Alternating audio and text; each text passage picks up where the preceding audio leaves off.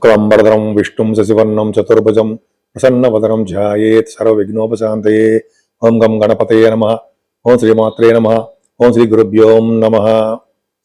మా ఆది ఆస్ట్రాలజీని చూస్తున్నటువంటి మీ అందరికీ పేరు పేరున నా హృదయపూర్వక నమస్కారాలు. నేను మీ వాడ్రేవాది నారాయణరావు శర్మ. మీరు మీ జాతకాలు చూపించుకోదలుచుకుంటే date of birth, time of birth, place of birth ఉండాలండి అన్నీ. అంతేకాకుండా చాలామందికి వివాహాలు కావట్లేదనో, గృహప్రవేశాలు ముహూర్తాలు కానీ, లేదా ఫారిన్ వెళ్ళడము ఉంటాయి కదా, ఉన్నాయా లేదా, అనేక రకాల అంశాలని జాతకంలో కూడా పరిశీలించవచ్చు. కొంతమందికి చిల్డ్రన్ లేదని కొంతమంది ఫోన్ చేస్తుంటారు. చిల్డ్రన్ ఎప్పుడు పుడతారు, ఇవన్నీ మనం చెప్పచ్చండి. ఫారిన్లో కూడా చాలామంది చెప్తుంటాము. ఉద్యోగాలు లేని వాళ్ళకి ఉద్యోగం ఎప్పుడు వస్తుంది అనేది కూడా చెప్పచ్చు, దాంట్లో ప్రాబ్లం లేదు.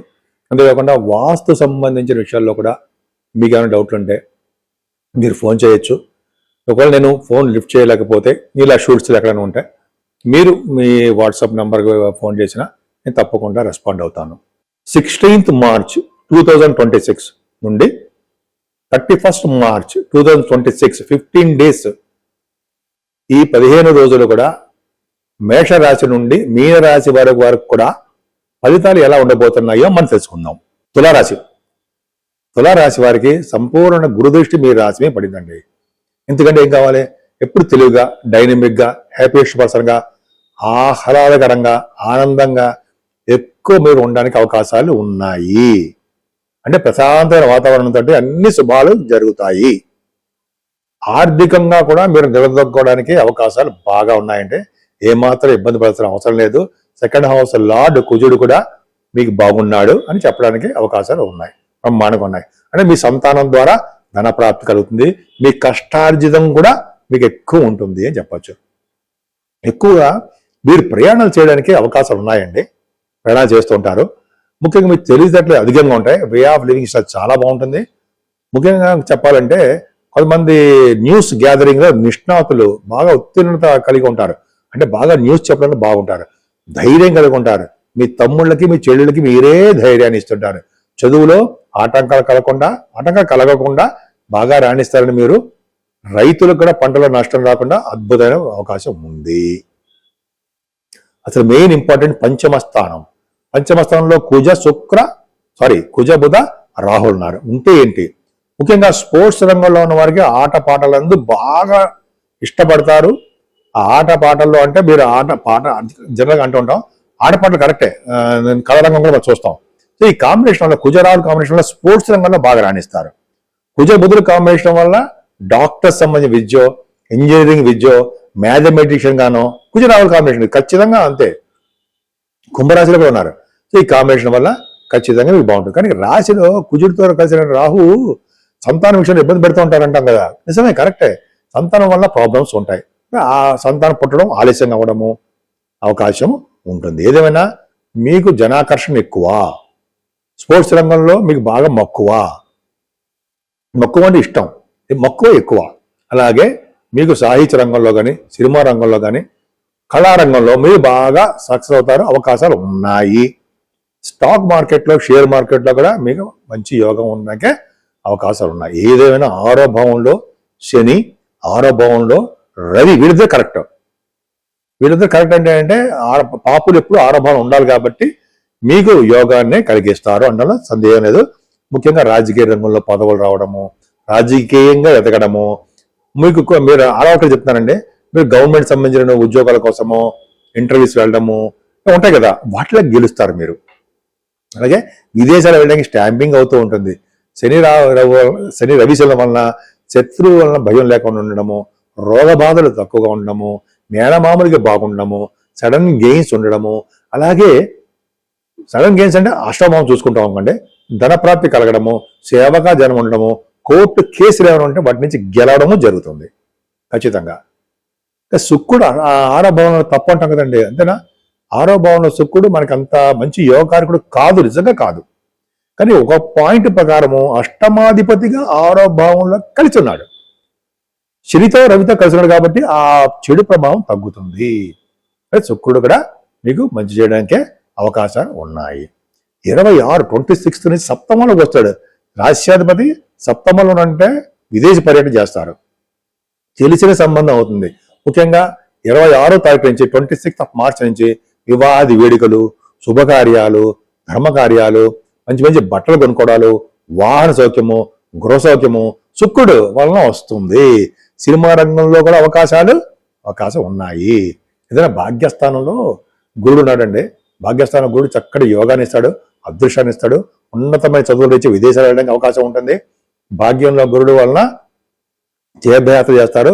ముఖ్యంగా స్టేషనరీ బిజినెస్ లోను, ఫుడ్ బిజినెస్ లోను, 6వ భావంలో చంద్రుడు ఉంటే ఫుడ్ రెస్టారెంట్స్ కూడా బాగుంటుంది.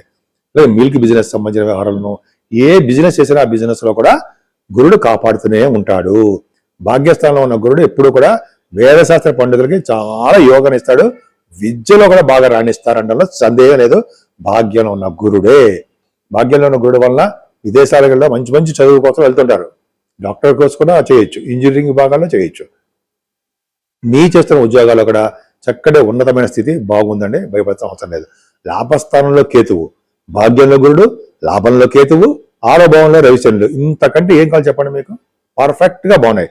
అంటే 15 రోజులు కూడా మీరు ఆనందంగా ఉంటారు. ముఖ్యంగా రియల్ ఎస్టేట్ రంగంలో ఉన్న బిజినెస్ లో ఉన్న వారికి ధన ప్రాప్తి అద్భుతంగా బాగా లాభాలు సంపాదించడంలో సందేహం లేదు. అదే సాఫ్ట్వేర్ ఉద్యోగస్తులు కూడా మంచి యోగవంతమైన కాలం అని చెప్పచ్చు. ఈ నెల 27వ తారీఖుని శ్రీరామనవమి కూడా ఉందండి. అంతేకాకుండా 19వ తారీఖుని మనం ఉగాది సంవత్సరాది పండుగ కూడా చేసుకుంటున్నాము ఆనందోత్సవాలతోటి. మొట్టమొదటి పండుగ శ్రీరామనవమి.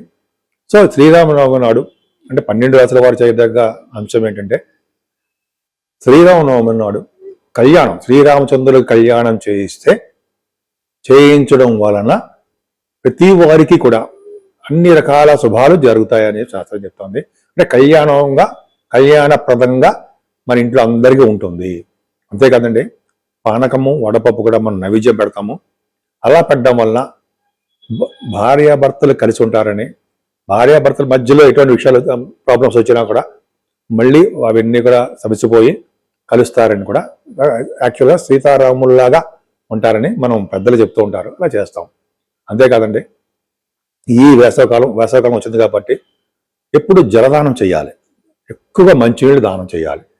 ఆ దానం చేయడం వల్ల సకల పుణ్యాలు మనకు వస్తాయి. అంతేకాకుండా గతించిన వారికి, పెద్దలకి, వాళ్ళకు కూడా చాలా మంచిది జలదానము. అంటే మంచినీళ్లు దానం అనేది ఈ నెల మొత్తం కూడా చాలా మంచిది. ఇంకోసారి చెప్పుకుందాం దాని గురించి. మంచినీళ్లు దానము, గొడుగు, చెప్పులు సద్బ్రాహ్మణుడు పిలిచి ఇవ్వడము. అలాగే మంచినీళ్ళు అనేవి అంటే మంచినీళ్ళు అంటే వాటర్, కూల్ వాటర్ మరీ మంచిది, కనిపించే ప్రతివారికి ఇవ్వడము. మంచినీళ్ళు దానం సర్వోత్తమమైన దానంలో మంచిది. ఈ విధంగా చేసుకోవడం వల్ల సర్వ శుభాలు కలుగుతాయండి. అంతేకాకుండా మనకి శనీశ్వరుడు వలన, అలాగే రావుకేతుల వలన కొంతమంది ప్రాబ్లమ్స్ కూడా ఉంటాయి. శనీశ్వరు యొక్క దోషం వలన కూడా మనం వెంకటేశ్వర స్వామి ఆరాధన చేయడం, శ్రీరామచంద్రుని కొలవడం వల్ల కూడా ఈ శనీశ్వరుల దోషాలు చాలా మటుకు తగ్గుముఖం పడతాయి. అంతేకాకుండా రావుకేతులు ప్రాబ్లమ్స్ ఉన్నా కూడా మనము కాళహస్తిలో అమ్మవారికి దర్శించుకోవడము, రావుకేతులు పూజ చేయించుకోవడము, స్వామివారిని దర్శించుకోవడం వలన కూడా చాలా మటుకు పరిహారం అవడానికి అవకాశం ఉంది. ఈ నెల స్టార్టింగ్ లోనే శ్రీరామచంద్రుడి యొక్క ప్రభావం ఉంది కాబట్టి, శ్రీరామనవమి ఉత్సవాలు ఉన్నాయి కాబట్టి మనం 27వ తారీఖు శుక్రవారం మార్చి మనం ఈ శ్రీరామచంద్ర నవమి పండగ చేసుకోవడం వల్ల సకల శుభాలు అందరికీ కలిగి తీరుతాయి.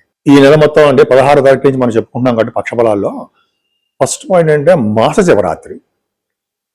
శివరాత్రి పూట శివునికి అభిషేకాలు చేయించడము, మారేడు దళాలతోటి పూజ చేయించడము, విభూతితో పూజ చేయించడం వలన ఐశ్వర్యం వస్తుందని అంటాం. పెద్దలు గురుగారు కూడా చెప్తున్నారు మనకి. సో విభూతితోటి సోమవారికి అభిషేకం చేయించడము, అలాగే పంచామృతాలతోటి, అలాగే మనం బ్రాహ్మణులకి ఇస్తే వాళ్ళే చేస్తుంటారు. అంతేకాకుండా ప్రదోష కాలం అని ఉంటుంది, అదే రోజు సాయంత్రం పూట.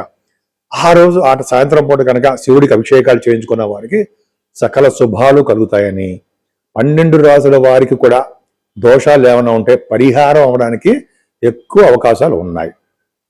అంతే కదండి, ఈ 19వ తారీఖు కూడా నూతన సంవత్సర ఉగాది వస్తుంది కాబట్టి ఆ రోజుని పంచాంగ శ్రవణం వినడం అత్యుత్తమైనటువంటి విశేషం.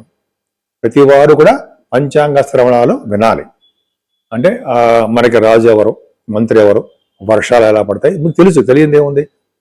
శ్రవణం చేయడం వలన మనం మన ఇంటిలో ఆ సంవత్సరం అంటే మన ఇంట్లో వాళ్ళందరికీ కూడా ఆ సంవత్సరం మొత్తం కూడా మనకి అంటే ఆ సంవత్సరం అంటే మనకి ఈ సంవత్సరం మొత్తం కూడా